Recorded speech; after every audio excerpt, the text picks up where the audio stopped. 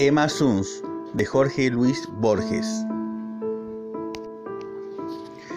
El 14 de enero de 1922, Emma Suns, al volver de la fábrica de tejidos Tarbuch y Lerdenthal, halló en el fondo del zaguán una carta, fechada en el Brasil, por la que supo que su padre había muerto. La engañaron a primera vista, el sello y el sobre, luego le inquietó la letra desconocida. 9-10 líneas porroneadas querían colmar la hoja.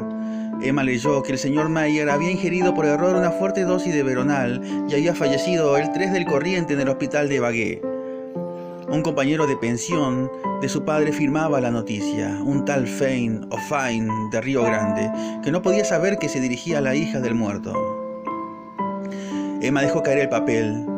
Su primera impresión fue de malestar en el vientre y en las rodillas, luego de ciega culpa, de irrealidad, de frío, de temor. Luego quiso ya estar el día siguiente. Acto continuo comprendió que esa voluntad era inútil, porque la muerte de su padre era lo único que había sucedido en el mundo y seguiría sucediendo sin fin. Recogió el papel y se fue a su cuarto. Furtivamente lo guardó en un cajón como si de algún modo ya conociera los hechos ulteriores. Ya había empezado a vislumbrarlos. Tal vez ya era la que sería. En la creciente oscuridad, Emma lloró hasta el fin de aquel día del suicidio de Manuel Meyer, que en los antiguos días felices fue Manuel Sons. Recordó veraneos en una chacra cerca de Gualeguay. Trató de recordar a su madre. Recordó la casita de Lanús que le remataron. Recordó los amarillos losangues de una ventana. Recordó el auto de prisión, el oprobio. Recordó los anónimos con el suelto sobre del defalto del cajero. Recordó, pero eso jamás lo olvidaba, que su padre, la última noche, le había jurado que el ladrón era Aaron Leuwenthal. Antes gerente de la fábrica, ya era uno de los dueños. Emma, desde 1916, guardaba el secreto. A nadie se lo había revelado, ni siquiera a su mejor amiga, Ulsa Ornstein. Quizá rehuía la profana incredulidad, quizá creía que el secreto era un vínculo entre ella y el ausente. Leuwenthal no sabía que ella sabía. Emma Sons derivaba de ese hecho ínfimo un sentimiento de poder. No durmió aquella noche y cuando la primera luz definió el rectángulo de la ventana, ya estaba perfecto su plan. Procuró que ese día, que le pareció interminable, fuera como los otros. Había en la fábrica rumores de huelga. Emma se declaró, como siempre, contra toda violencia. A las 6, concluido el trabajo, fue con Elsa a un club de mujeres que tiene gimnasio y pileta. Se inscribieron. Tuvo que repetir y deletrear su nombre y su apellido. Tuvo que festejar las bromas vulgares que comentan la revisación. Con Elsa y con la menor de las Kung-Fus discutió a qué cinematógrafo irían el domingo a la tarde. Luego se habló de novios y nadie esperó que Emma hablara.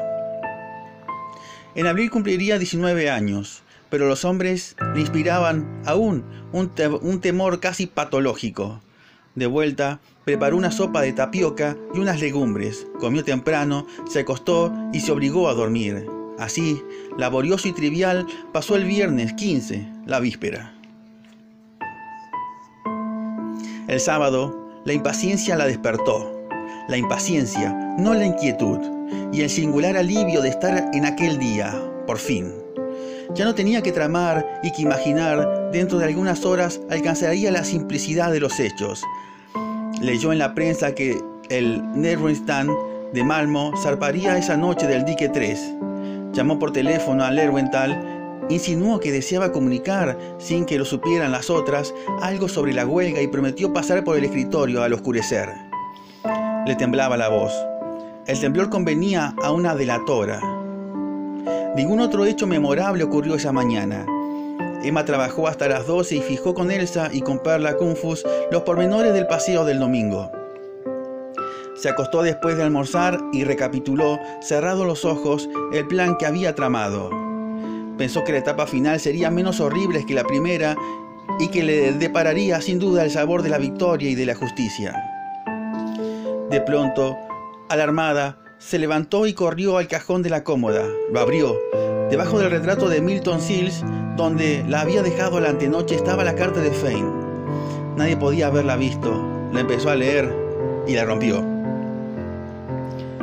Referir con alguna realidad los hechos de esa tarde sería difícil y quizás improcedente. Un atributo de lo infernal es la irrealidad, un atributo que parece mitigar sus terrores y que los agrava tal vez.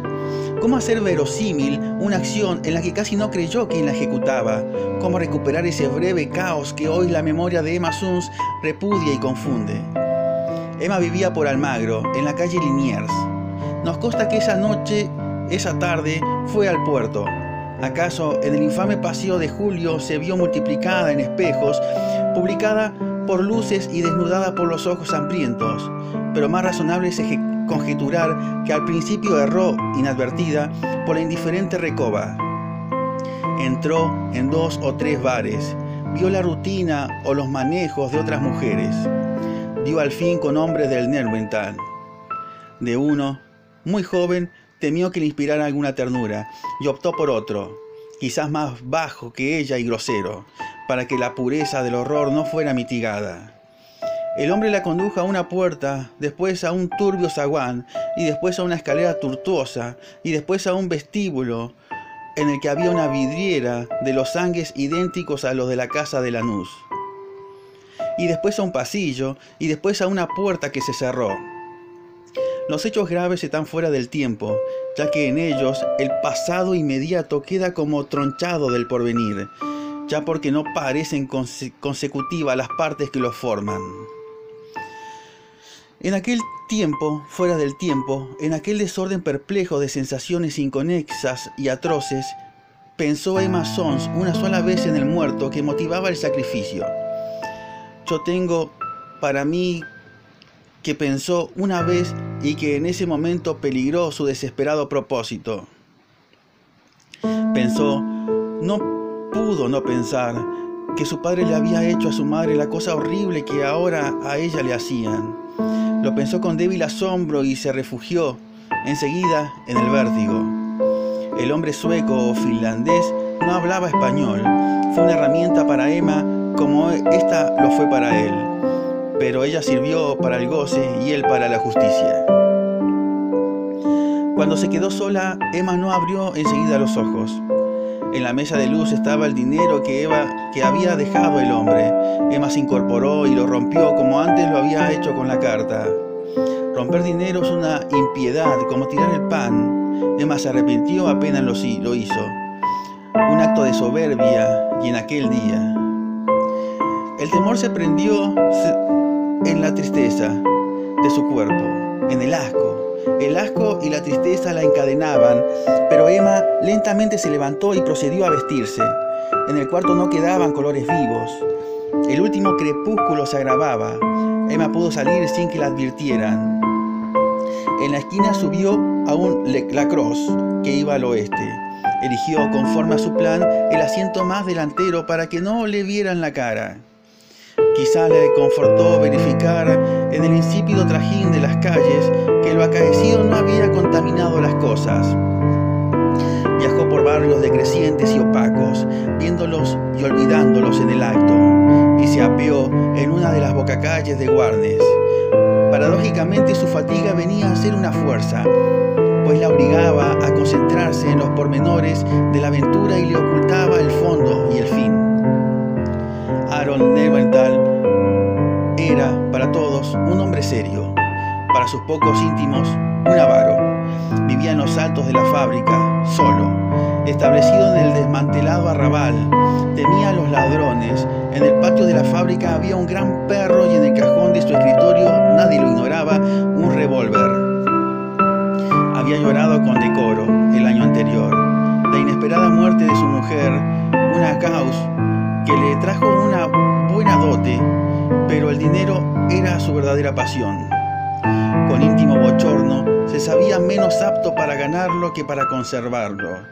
Era muy religioso. Quería tener con el Señor un pacto secreto que lo eximía de obrar bien, a trueque de oraciones y devociones. Calvo, corpulento, enlutado, de quevedos ahumados y barba rubia, esperaba de pie, junto a la ventana, el informe confidencial de la obrera Sunz. La vio empujar la verja que él habría entornado a propósito y cruzar el patio sombrío. La vio hacer un pequeño rodeo cuando el perro atado ladró. Los labios de Emma se atareaban como los que quien reza en voz baja. Cansados repetían la sentencia que el señor Lerwenthal oiría antes de morir. Las cosas no ocurrieron como había previsto Emma Sons desde la madrugada anterior. Ella se había soñado muchas veces dirigiendo el firme revólver, forzando al miserable a confesar la miserable culpa y exponiendo la intrépida estratagema que permitiría a la justicia de Dios triunfar de la justicia humana. No por temor, sino por ser un instrumento de la justicia, ella no quería ser castigada. Luego, un solo balazo en mitad del pecho rubricaría la suerte de Lerwenthal, pero las cosas no ocurrieron así. Ante Aaron Lerwenthal, más que la urgencia de vengar a su padre, Emma sintió la de castigar el ultraje padecido por ello. No podía no matarlo, después de esa minuciosa deshonra. Tampoco tenía tiempo de perder en teatrerías, sentada, tímida.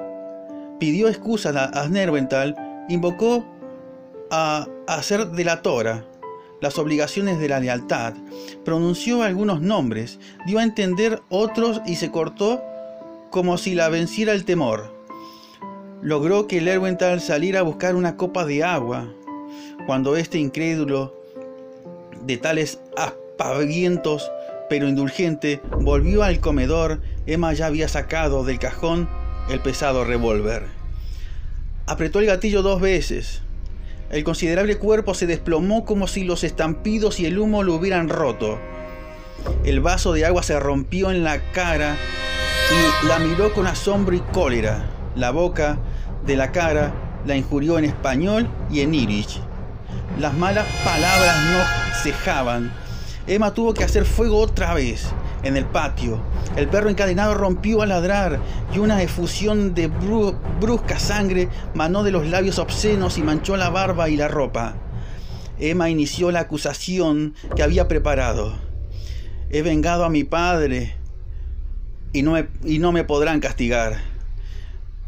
Pero no la acabó, porque el señor Lerwenthal ya había muerto. No supo nunca si alcanzó a comprender. Los ladridos tirantes le recordaron que no podía aún descansar. Desordenó el diván, desabrochó el saco del cadáver, le quitó los quevedos salpicados y lo dejó sobre el fichero. Luego tomó el teléfono y repitió lo que tantas veces repetiría con esas y con otras palabras. Ha ocurrido una cosa que es increíble. El señor Lerwenthal me hizo venir con el pretexto de la huelga, abusó de mí, lo maté. La historia era increíble, en efecto, pero se impuso a todos, porque sustancialmente era cierta. Verdadero era el tono de Emma Sons, verdadero el pudor, verdadero el odio, verdadero también era el ultraje que había padecido. Solo eran falsas las circunstancias, la hora y 1 o 2 nombres propios.